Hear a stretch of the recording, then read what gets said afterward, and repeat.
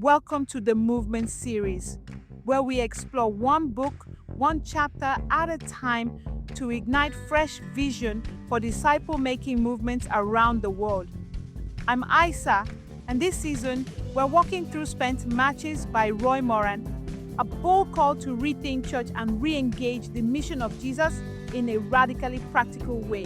Whether you're a seasoned leader or just starting your journey, this series will challenge and inspire you to step into the movement God is already stirring. Let's dive in. Welcome to the Movement series. Our mission here is pretty straightforward.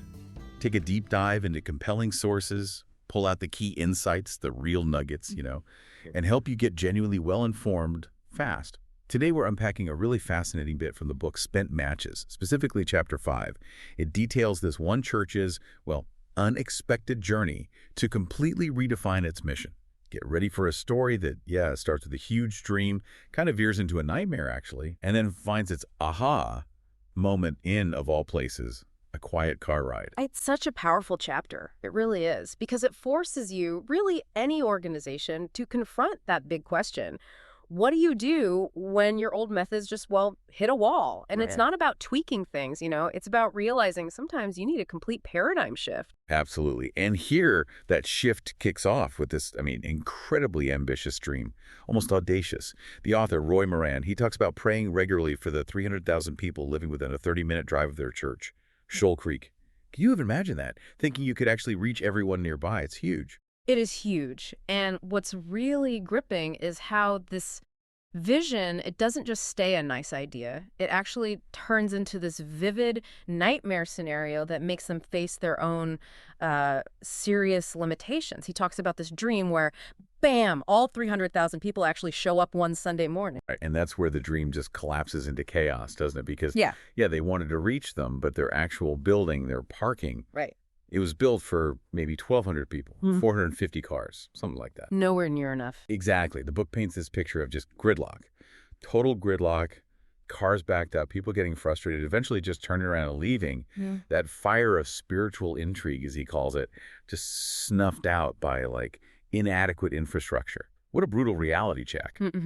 But what strikes me is how that nightmare, as frustrating as it must have been, it became this huge catalyst. It just starkly showed the limits of their current model, that attracting style where you try to pull everyone into the building. Like the Sunday morning thing. Yeah.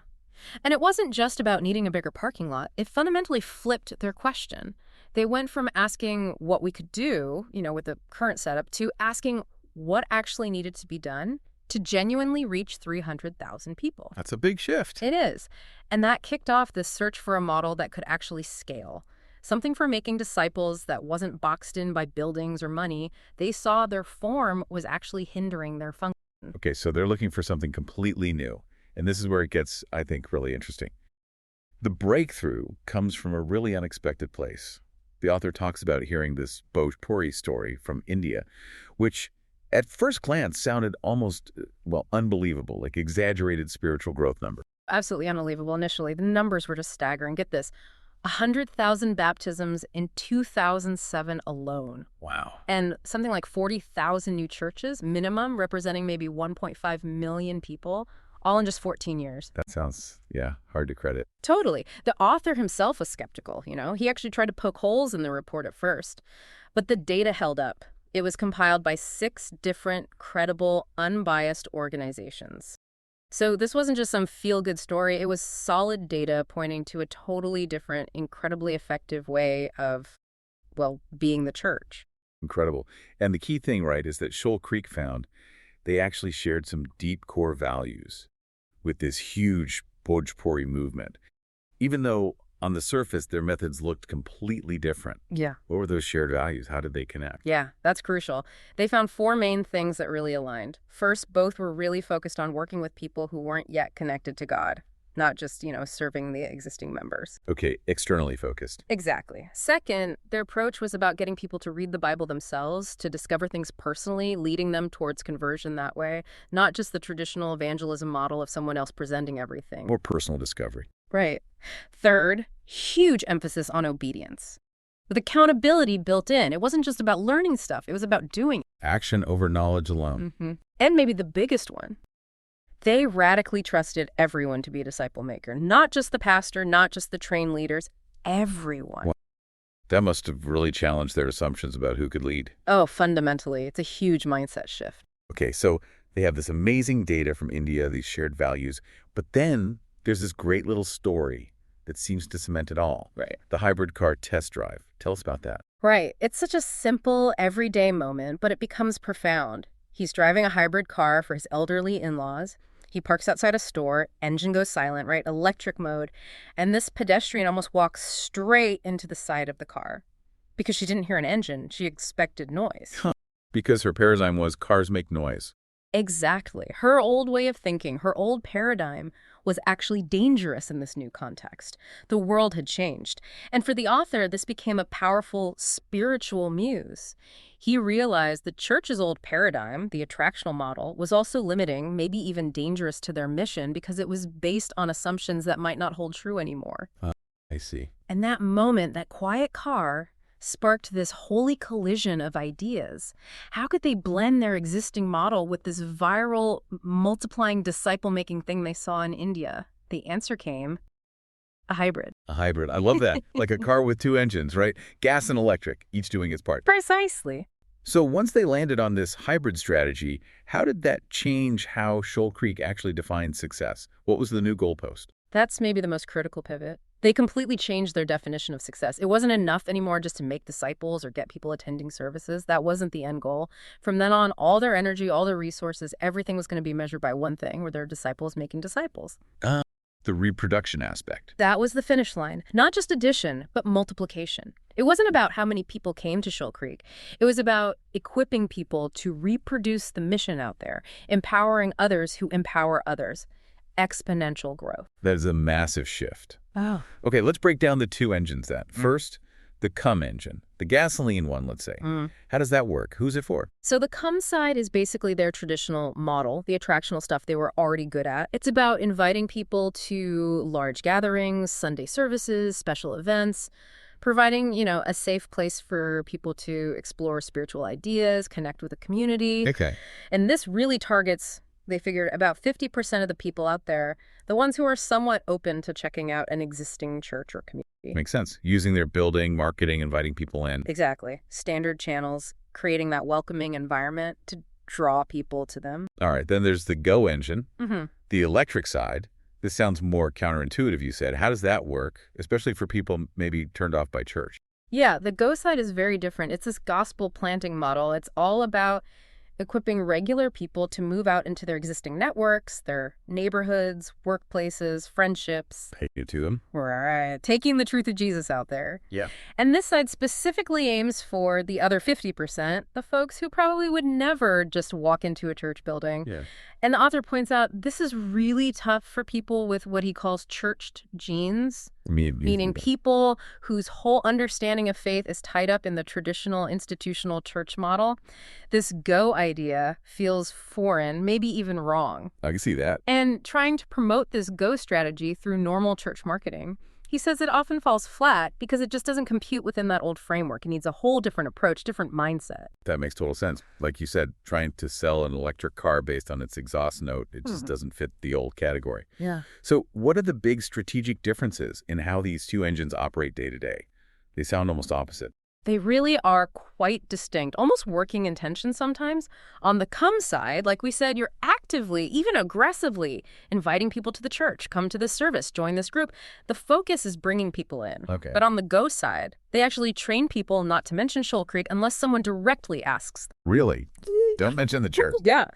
The focus is purely on the gospel message itself and discipling people right where they are in their natural context. So one engine organizes strangers into a central community. The other leverages existing natural relationships to plant the gospel and decentralizes the activity. It's organic spread versus institutional attraction. Wow. Okay.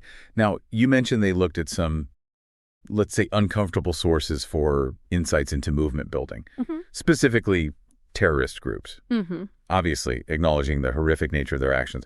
What specific organizational lessons did Shoal Creek draw from them? How did they separate the how from the what? Yeah, it's definitely jarring, but the focus was purely on the mechanics of movement building. completely separate from the ideology or morality.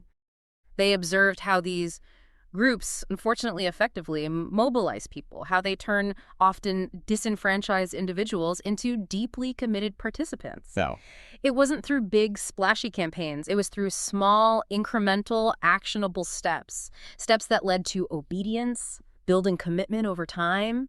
progressive engagement. Exactly. And this helped Shoal Creek realize they needed to find their own wholly dissatisfied people. Wholly dissatisfied. Yeah, people within the church who felt that same restless need for more impact, who were already looking outwards, maybe frustrated with the limits of conventional outreach. Those were the people primed for this different, more hands-on go approach. The insight was about activating people through manageable steps, not about the content of those steps. Got it. So it's not just about having these two strategies, the come and the go. It's about building a whole underlying culture that can actually sustain this kind of movement long term. The author talks about the underground story, the hidden work beneath the surface success. What does that involve? Why is that hidden part so vital? It's absolutely crucial. It's the foundation. Think about it. Major movements, he mentions Willow Creek, David Watson's City Team. They often spent years, like 6 to 9 years sometimes, working underground before they really took off publicly. Oh, that long. Yeah, and that wasn't just waiting around. That was active time spent building a culture of essentially constant beta testing, trying things, learning from what failed, refining, iterating, embracing failure not as an end but as a teacher. So lots of trial and error behind the scenes. Exactly. Building those deep roots, getting the core DNA right before trying to build the big visible structure. It takes incredible patience and a willingness to do the unseen work. And that learning, that refinement, even drilled down to the language they used, right? You mentioned they changed Discovery Bible Study to Discovery Groups. Why was that little tweak important? It seems small, but it was a perfect example of removing an unintended barrier. They realized Bible study carried baggage for some people. It sounded academic, maybe intimidating, like you needed prior knowledge, making some feel, well, stupid before they even started. Ah, okay. Setting expectations. Right. Switching to discovery groups shifted the feel. It sounded more collaborative, like exploring together, less like a test. It made it more welcoming, more accessible. Just shows that commitment to really listening and tweaking based on real-world feedback. Okay, so they refine the approach, refine the language, then comes the training piece. The book hammers this. Train, and retrain. What did they find out about how much training is needed? Their research, talking to movement leaders worldwide, was pretty clear. It wasn't a quick seminar. They found it took, on average, at least 6 formal trainings for the core ideas, the DNA of the movement, to really sink in deep enough. 6 times. Yeah, deep enough for people to become truly effective at not just being disciples, but making other disciples who could also make disciples. Think about mastering any complex skill you need, repeated practice, coaching, reinforcement. It takes that consistent exposure for it to become second nature, so people can confidently go out and reproduce it. Which brings us to that really key distinction the author makes. Simple versus simplistic. He says this whole multiplicative disciple-making thing is simple, but crucially not easy. Can you unpack that? Why is it simple but hard? Okay, yeah, this is critical. It's simple because the core steps, the actual process, are clear, reproducible. You don't need a PhD to do it. Right. But it's not simple because you're bumping up against often a very fixed Christian culture, an established way of doing things that's deeply ingrained. Think about changing any long-standing culture, corporate or otherwise. Questioning the way we've always done it can feel threatening. We'll get defensive. Exactly. And in a church context, often methodologies get tangled up with theology. So changing how you do something can feel like you're attacking what people believe. It becomes a fight for orthodoxy, not just a strategy discussion. Okay, that makes it much harder. And it's not easy because it demands serious rethinking, even reprogramming, especially for people already trained in the old ways. Your existing expertise can actually become a barrier. You have to unlearn things. Which leads perfectly into this last concept the author mentions, the Dunning-Kruger effect. Fascinating idea. That our biggest enemy isn't ignorance, but what we don't know that we don't know. How does that apply here? It applies hugely. The Dunning-Kruger effect basically shows that the less skilled you are at something new, the more likely you are to overestimate your ability. Right. The incompetents are often overly confident. Precisely. And in the context of shifting to this new disciple-making paradigm, it highlights the need for profound humility. You have to be willing to admit your blind spots, to recognize that your past experience or training, while valuable elsewhere, might actually be hindering you here. It might be making you less aware of the real opportunities or challenges. It reinforces that old saying, it is impossible for a man to learn what he thinks he already knows. That prior certainty just closes the door. It's a really humbling insight for any kind of change, isn't it? It really is. Makes you stop and think about your own assumptions, for Yeah. sure. Well, that wraps up our deep dive into Chapter 5 of Spent Matches. A fascinating look at how a crisis pushed a church towards a hybrid strategy, how they learned from tradition, and, yeah, some unexpected places, and how crucial that underground culture of training and learning really is. It's a powerful story about adaptation, humility, and redefining success based on multiplication, not just addition. This is the Movement series. So building on that thought that it is impossible for a man to learn what he thinks he already knows, maybe the question for you listening is this. What deeply ingrained assumptions, what paradigms that you hold might you need to re-examine in your own life, maybe in your work or organization? What doors might open if you question what you think you already know, potentially creating space for a whole new kind of breakthrough, a new kind of movement? Thanks for joining us on the Movement series. If today's conversation stirred something in you, don't keep it to yourself. Share it with someone who needs to hear it. Be sure to subscribe so you don't miss the next chapter as we continue walking through Spent Matches by Roy Moran. Until next time, keep leaning into the mission, because movements start when ordinary people say yes to an extraordinary God. To get connected and learn more, visit newgenerations.network.